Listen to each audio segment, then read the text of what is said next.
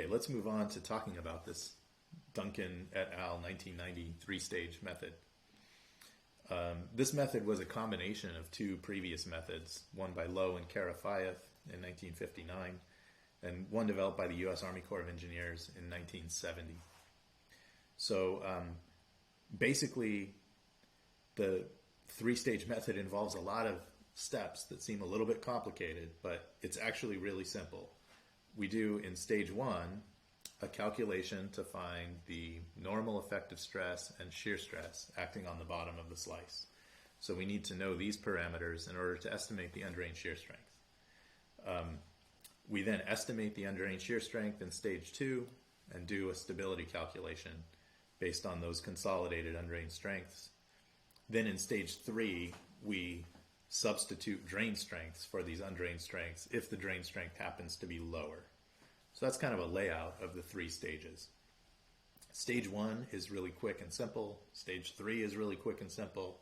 Stage two is very complicated. So we'll see that there are a lot of equations here.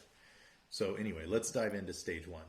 So we perform a stability calculation for the current water condition, right, before drawdown happens. And we don't want to get a factor of safety for this water condition. You know, that's the current condition. We assume that it's already stable because the earth structure is fine, right? It's sitting there holding back the reservoir. The reason we do it is just to get these parameters, the normal effective stress and shear stress at the bottom of each slice.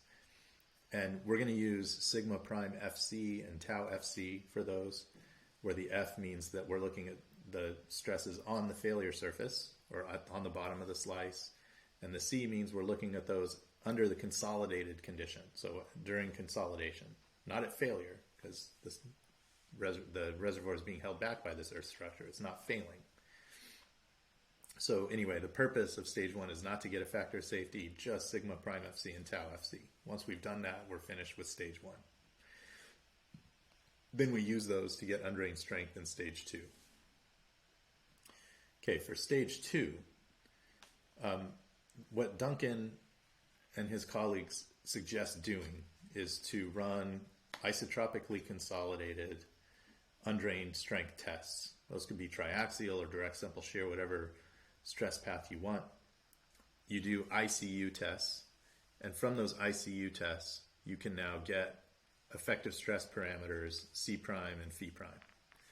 Okay, even though it's an undrained test, you're measuring pore pressure, so you can get effective stresses, right? You know the effective stresses, and you can plot C prime and phi prime and get these circles.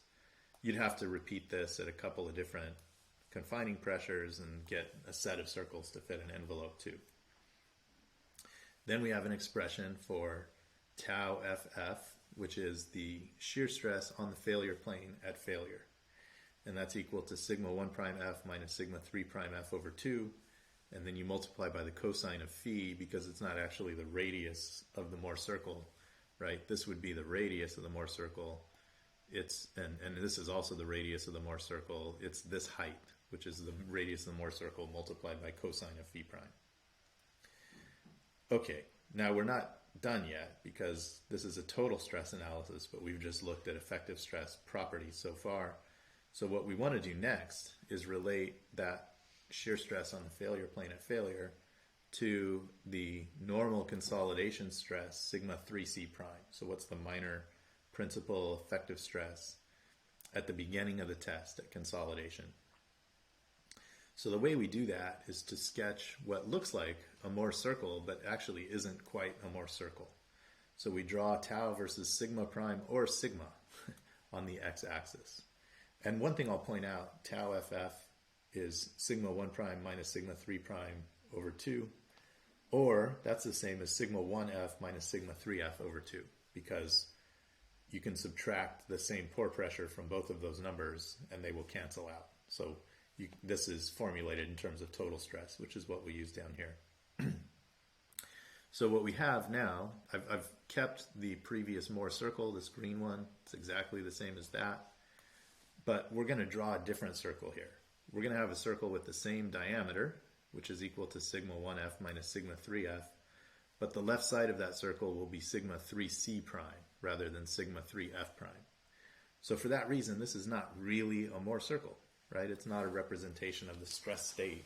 It's a mix. It's a mix of the stress state at failure and the consolidation stress state at the left side. So this red circle is not tangent to the failure envelope. But it is a failure state. It's just that we're not drawing a Mohr circle. So if we take these tests, if we've done this set of tests at different sigma 3c prime values, we can then get 3 different circles that are in sigma prime or sigma space and fit what's called an R envelope to those circles. And the intercept of that R envelope is C sub R, and the angle of the R envelope is phi sub R. Okay, so that's just a way for us to figure out failure conditions if we know the initial effective stress condition. So here we can solve for that. This is tau versus sigma or sigma prime. And then here's that R envelope that we fit tangent to all these red circles, right? The R envelope with an intercept C sub R and slope phi sub R. And if we want to figure out the circle corresponding to a failure condition for a given initial consolidation state, we can do that, right? So this distance right here is the initial consolidation stress, which is that point, plus the radius of the Mohr circle, which is equal to sigma 1f minus sigma 3f over 2. And then, of course, we have this little bit over here, CR divided by tangent of phi r. And then this radius, sigma 1f minus sigma 3f over 2. So we can write an expression here for the sine of phi r. And that is going to involve some failure states here. And we already solved for those. Sigma 1f minus sigma 3f over 2 was equal to tau ff over cosine of phi prime, because we got that up here, right, from our effective stress interpretation. So we can make that substitution and we get this, and then after doing a bunch of algebra, we can solve for tau ff, right? It's equal to this constant multiplied by CR plus this other constant multiplied by sigma 3c prime. So what we can do now is recognize that this is actually a linear equation, right? This is a constant, like a mx plus b. This would be the b term. Tau ff is equal to m times sigma 3c prime, which is x, plus this b term. And we can now write that line, right? We can put a line that gives us tau ff as a function of sigma 3c prime. Okay, I told you this is a complicated method. There are a lot of different envelopes being drawn here, and it's really kind of a challenge to sort them all out. So anyway, if you were to just plot shear strength versus normal consolidation stress, you would end up with this line, right? That's the end result. So the slope of that line is psi, and the intercept is d.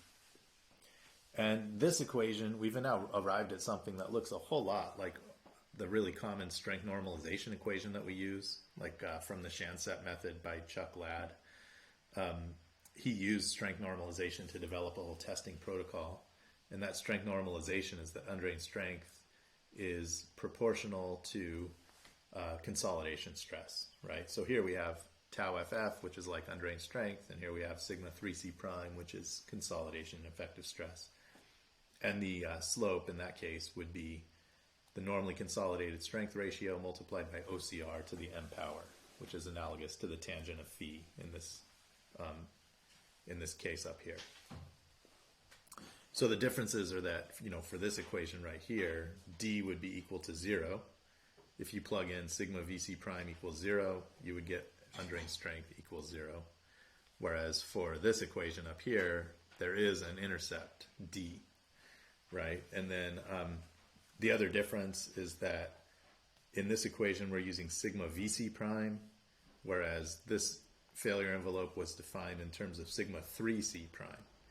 Now for isotropically consolidated undrained strength tests, those are the same, right? Because we consolidate vertically to the same to sigma 3c prime. So that's not that big of a deal. All right, so anyway, you can see how you could get this equation, right? You could actually use strength normalization to figure out, a few points here within your domain and then fit a line through that and get that equation if you wanted to. So what we've been doing so far is all for isotropically consolidated strength tests, like a triaxial test where you apply cell pressure and the vertical and horizontal stresses are the same, and then you shear it and fail it. So that D versus psi, that line right there, the line with an intercept of D and slope of psi is for Kc equals 1, where Kc is equal to the ratio of major to minor principal consolidation stresses. So we've done isotropic consolidation, therefore sigma 1 prime C is equal to sigma 3 prime C for this particular failure envelope. Now we have to worry about what do we do for anisotropic consolidation, because in a slope there's going to be some shear stress acting on those planes. So the way that it's handled by Duncan and his colleagues is to look at the other extreme condition. So one extreme condition is isotropic consolidation. The other extreme condition is, what if we consolidate the soil at failure, right? We can't possibly consolidate it at a K value that is bigger than what would cause it to fail under drain loading conditions, because you would fail the soil rather than consolidating it. So the other extreme case is Kc is equal to Kf. That's consolidation at failure, and that's the drain strength envelope.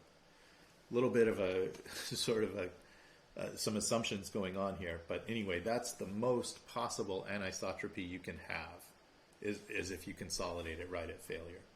So if you were to do some algebra and analysis, you could come up with this Kf expression right here. That would give you, this is the ratio of sigma 1 prime to sigma 3 prime C corresponding to the red failure envelope. And I'm not going to go through and derive it, but anyway, you've got it right there. Now we have it in terms of things that we know, like sigma prime FC, C prime, and phi prime, right? All right, now we know what the envelope would be for isotropic consolidation. We know what it would be for the most possible anisotropic consolidation. So what is it if we're somewhere in between? Most cases are going to lie somewhere in between these two envelopes, because we're going to have some anisotropy, but not a failure amount, but not isotropic. So what we do is interpolate, but we first need to derive an expression for any given stress state. So let's say we know sigma prime FC and tau FC on the bottom of the slice. Well, what is the K value associated with that, right? How much anisotropy is there for this particular loading condition, so that we can compare it with the two extreme conditions that we have up here. Okay, well, it turns out that just knowing sigma prime FC and tau FC isn't actually enough information for us to get sigma 1 C prime and sigma 3 C prime. Right? We need to know the major and minor principal stresses under consolidation. All we know is one normal stress and a shear stress. We would also need to know the stress in a direction perpendicular to the normal stress in order to do an eigenvalue analysis to get the principal stresses. So what we have to do is make an assumption.